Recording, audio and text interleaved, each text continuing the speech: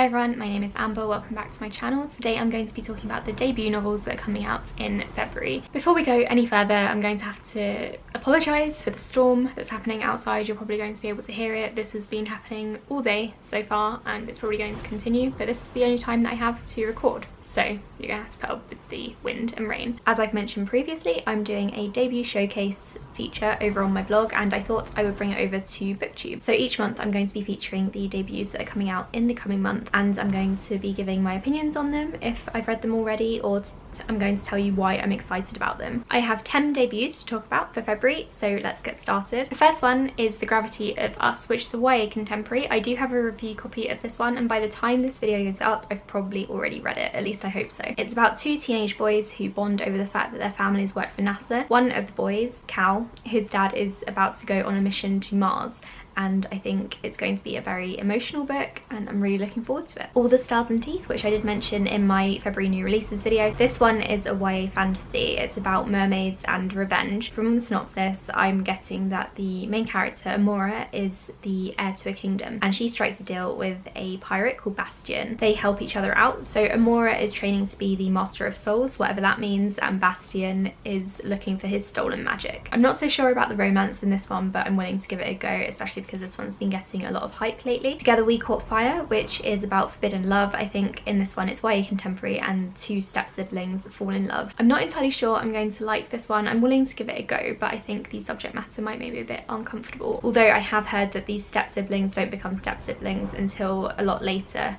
in their teenage years, so maybe it won't be so bad. Ink in the Blood, which is a dark YA fantasy. I'm not sure why it's dark, but the synopsis says that the main characters are tattooists and they tattoo the followers of their religion, and these tattoos are magical, and I'm not sure if they bring about special powers or something, but it does sound quite interesting. In the Shadow of the Sun, this one is historical fiction set in 1661 in Paris. The main character is English and she has been exiled to France. She wants to get into court, so to do so she accepts an arranged marriage with the younger brother of King Louis. Her fiance is gay and definitely not interested in her, so she wants to get to know the king instead. She has to somehow defeat a dark magician by using her magical powers. I think this takes place during the time that King Louis was building Versailles, or was planning to build Versailles. The Sound of Stars, which is YA sci-fi. I'm really looking forward to this one. This is another one that I've got a review copy for and I'm planning on reading very soon. It's about a human girl, I think, and an alien. They have to come together and stop an alien invasion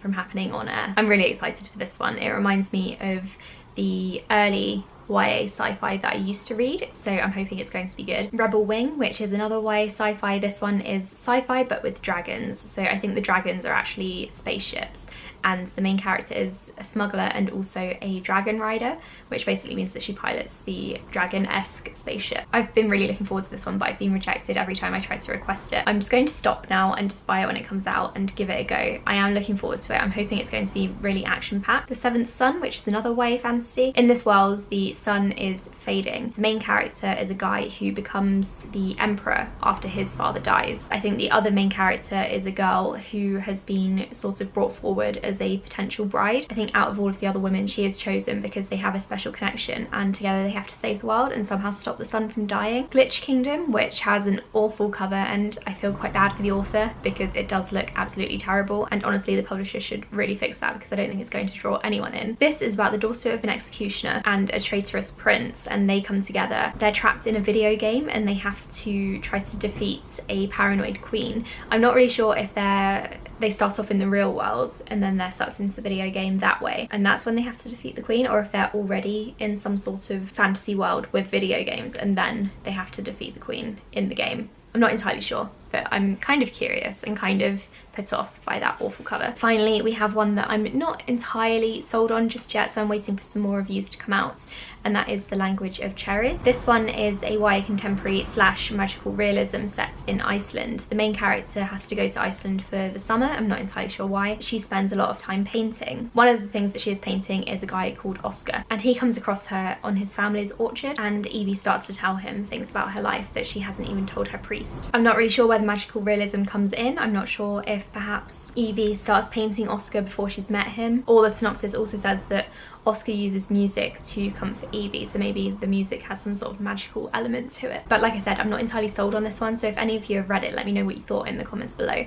because I'm not entirely sure if I want to read it just yet. Those are the 10 debut books that are coming out in February. I've probably missed a couple out, but those are the 10 that I could find. Some of these do sound really good. I'm definitely going to be getting to The Gravity of Us and The Sound of Stars very soon because I have review copies, and I'm also very curious to read Rebel Wing. For the others, I'm not entirely sure yet, so I'm going to wait for some more reviews to come out first. Thank you so much for watching my video. Let me know in the comments below which debuts you're looking forward to. If you've read any January debuts yet or any of these, do let me know in the comments so I can check some more out. If you want to read more about the debuts that I featured here or the ones from January, then look at my blog because I go into more detail there. There was only so much that I could do in a YouTube video. Again, thank you so much for watching, and I will speak to you all in my next video. Bye!